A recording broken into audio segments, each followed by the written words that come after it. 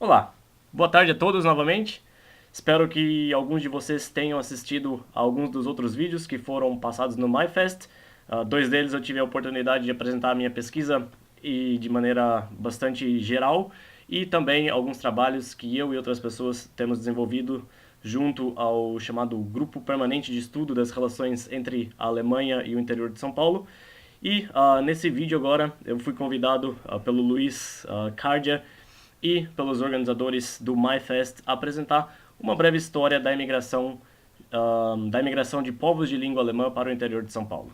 Esse vídeo é um pouco mais longo que os demais e é fundamentalmente baseado num trabalho que eu desenvolvi na Universidade de Göttingen. Meu nome é Bruno Gabriel Vitor de Souza, sou doutorando na referida universidade e um dos meus temas principais refere-se à imigração de povos de língua alemã para o interior de São Paulo e seus impactos no desenvolvimento de longo prazo no estado de São Paulo. Esse vídeo é baseado fundamentalmente em um artigo que eu escrevi como parte do meu doutoramento. O artigo está disponível online, é ainda um artigo de trabalho, um working paper, e o título, para aqueles que estiverem interessados em se aprofundar um pouco mais no tema, é Subsidies to the History of German-Speaking Immigration to the Province State of São Paulo, Brazil, 1840-1920, ou Subsídios à História da Imigração de Povos de Língua Alemã para a província e estado de São Paulo, no Brasil, 1840 a 1920. Esse vídeo é um pouco mais longo que os demais porque eu gostaria de fazer uma síntese da imigração dos povos de língua alemã para o interior paulista nesse período, de 1840 a 1920. Então, nesse presente vídeo, primeiro eu vou motivar o estudo da por que esse tipo de estudo ainda é relevante, tanto de um ponto de vista histórico quanto de um ponto de vista atual, para as perspectivas de desenvolvimento de longo prazo, perspectivas de desenvolvimento, por exemplo, econômico.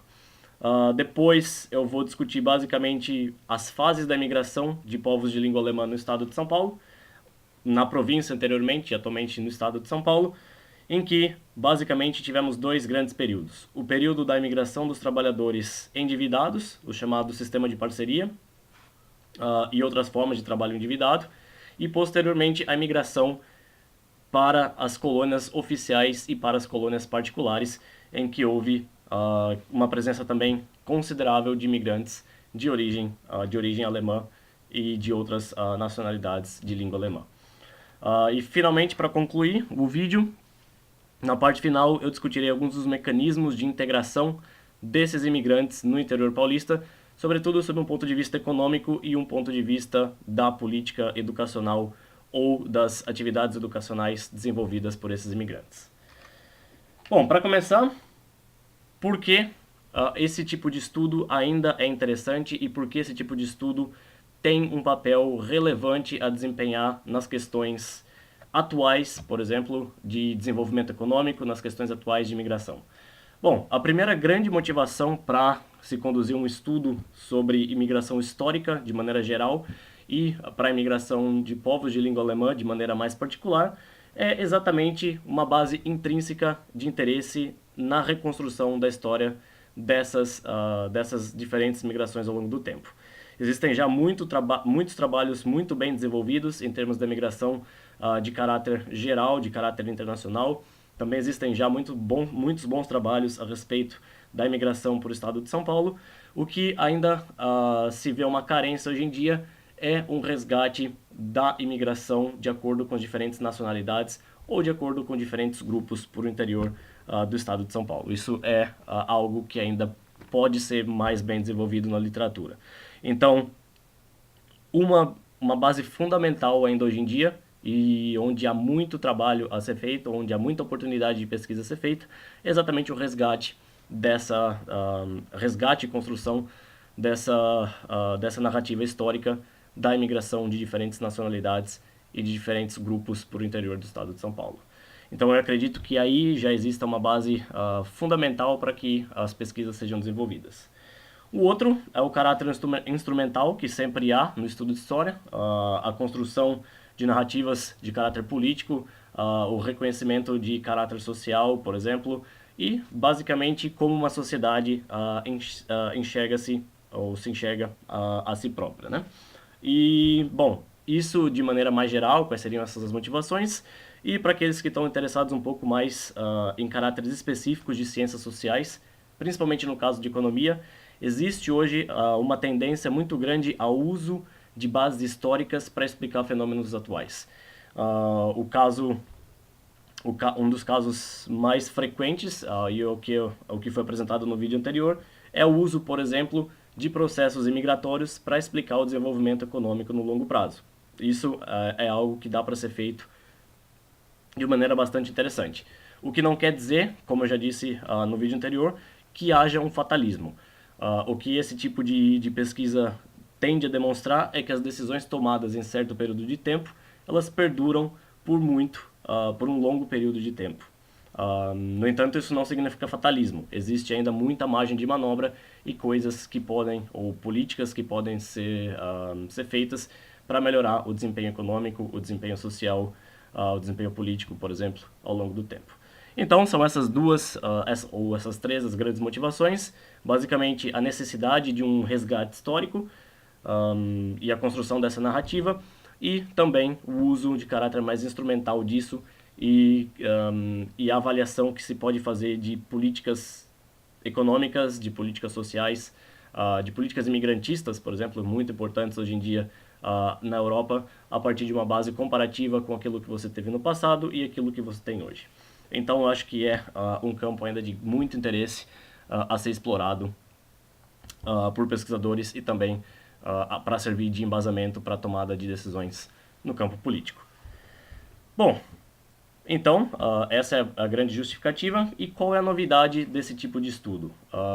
Porque já há, como eu disse, uma literatura muito vasta. A historiografia é muito grande a respeito da imigração e também há muitos bons trabalhos a respeito dos imigrantes de língua alemã em particular.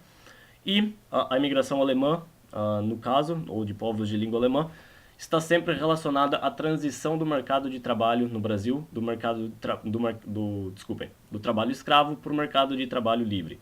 E nisso há já trabalhos clássicos, obras clássicas na literatura, por exemplo, Emília Viotti da Costa, o livro da Senzala Colônia, um clássico, Warren Dean, no seu trabalho sobre Rio Claro, Maria Lúcia Lamounier, a respeito dos contratos de parceria, da transição desses contratos de parceria, Stalk and Hall, e a gama de estudos é vastíssima.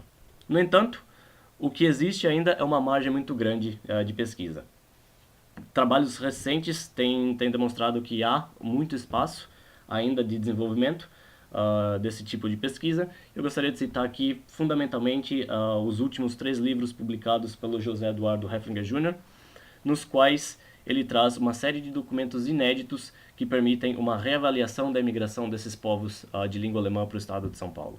Então, ainda existe certamente uma quantidade muito grande de documentos originais que não foram explorados pela literatura e aí você fica com uma base de pesquisa muito grande. Bom, dito isso, essas são as motivações gerais para esse tipo de pesquisa. Antes de começar exatamente o estudo dos povos de língua alemã em particular, há uma certa necessidade de definir-se o que eu quero dizer quando remeto sempre ao termo povos de língua alemã. A literatura tem geralmente usado o termo apenas imigrantes alemães ou imigrantes germânicos, referindo-se fundamentalmente à atual unidade geográfica que comporia a Alemanha. Como nós sabemos, no entanto, essa unidade geográfica fictícia ou política é fundamentalmente uma criação do século XIX, a partir de 1871, com a unificação da Alemanha. A partir daí você teria realmente os imigrantes que se chamariam alemães. A imigração para o estado de São Paulo, ou para então província de São Paulo, já vinha acontecendo há pelo menos 3 décadas antes da unificação alemã, a partir do qual vocês teriam diversas unidades políticas menores. Por exemplo, Renânia-Palatinado, a Prússia, Mecklenburg e diversas outras cidades ou regiões que eram independentes entre si. Então, aí fica o primeiro objetivo de definir-se a ideia de povos de língua alemã que imigraram para o estado de São Paulo, e naturalmente o termo é um pouco mais abrangente do que apenas a unidade política que se tem hoje na Alemanha. uma nacionalidade fundamental de imigração para a província de São Paulo na década de 1840 a 1870 foram suíços. Suíços de língua alemã, que não se enquadrariam na definição de alemães, mas povos de língua alemã. Houve também, em menor escala, como uma minoria étnica, também os austríacos, que geralmente poderiam ser incluídos no termo povos de língua alemã. Bom, acredito que essa é uma terminologia relativamente nova e que possivelmente vai emergir na literatura a partir de agora. Bom, como eu disse, esses imigrantes começaram a vir para o estado de São Paulo na década de 1840 e, nesse caso, eu fiz o estudo até a década de 1920. Então, vocês podem imaginar a enorme variabilidade que havia entre os imigrantes que vinham para a província e o estado de São Paulo. Apesar de todos serem classificados como povos de língua alemã, eles tinham bases culturais, incluindo bases religiosas, protestantes e católicos, por exemplo, fundamentalmente diferentes, assim como origens econômicas e sociais muito diferentes. A gente vai discutir aqui com um pouco mais de detalhe, mas a primeira leva de imigrantes foi baseada em trabalhadores endividados, ou seja, os fazendeiros enviavam seus agentes para a Europa, esses agentes contratavam os imigrantes e pagavam-lhe as passagens para vir ao Brasil, e uma vez que eles estivessem nas fazendas, eles deveriam trabalhar para repagar essas passagens. Então vocês podem imaginar que esses eram os imigrantes com menor capacidade aquisitiva na época. E é exatamente isso que o Warren Dean demonstra para o caso dos imigrantes de língua alemã na cidade de Rio Claro, por exemplo, no período inicial da imigração. Nas décadas posteriores, a imigração foi mais baseada na venda de lotes ou na venda de terras a partir ou de empresas privadas ou do governo brasileiro, do governo provincial, estadual depois, ou do governo imperial ou federal depois. Então dá para se ter uma ideia que esses imigrantes já tinham capital maior. Então o tipo de imigrante que veio para o estado de São Paulo variou bastante. Nesse trabalho que eu mencionei, que serve de base a esse vídeo, foram identificados 4 tipos principais de imigrantes de língua alemã no estado de São Paulo, que eu classifiquei então como indivíduos que migraram por conta própria, geralmente ou com caráter mais aventureiro, apenas para vir para o Brasil, ou então que tinham já algum capital na Europa e migraram já com certo grau de estabilidade econômica. Se vê muitos nomes de origem alemã nos almanacs da década, por exemplo, de 1870, e muitos deles não podem ser identificados nas listas de imigrantes que nós temos hoje em dia. Então, possivelmente, são indivíduos imigrados anteriormente. Apenas como uma novidade, essa semana, por exemplo, semana passada, por exemplo, eu recebi uma lista com imigrantes da região de Oppenheim, da cidade de Oppenheim, que migraram para o Brasil. São 4 famílias de imigrantes que foram para o Brasil na década de 1810, ou seja, antes do período considerado aqui nesse estudo.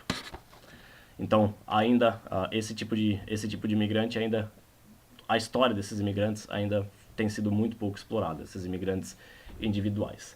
O outro tipo foi a imigração de trabalhadores contratados para obras públicas. Isso foi muito comum, principalmente na província de São Paulo. O governo contratava imigrantes para trabalhar principalmente na construção de estradas. Na construção de estradas mesmo, ainda não nas estradas de ferro, posteriormente nas estradas de ferro, mas nessa época ainda anterior. E também é um tipo de imigração ainda muito pouco conhecido, embora de maneira mais geral, não separados por nacionalidades ou grupos, já existam trabalhos muito importantes nesse sentido, como um trabalho bastante recente da professora doutora Maria Lúcia Lamounier, da Universidade de São Paulo. E os 2 tipos de imigrantes nos quais nos concentraremos nesse vídeo são imigrantes endividados, que eu já introduzi a vocês, e os imigrantes que foram para as colônias oficiais ou privadas. Então agora, a partir de agora, eu vou focar nessas 2 fases de imigração e discuti-las um pouco mais em detalhes. Então, para que vocês tenham em mente, a história da imigração de povos de língua alemã para o interior de São Paulo pode ser separada fundamentalmente em 2 períodos ou 2 fases. A primeira, de 1840 a 1870, é baseada nos chamados trabalhadores endividados.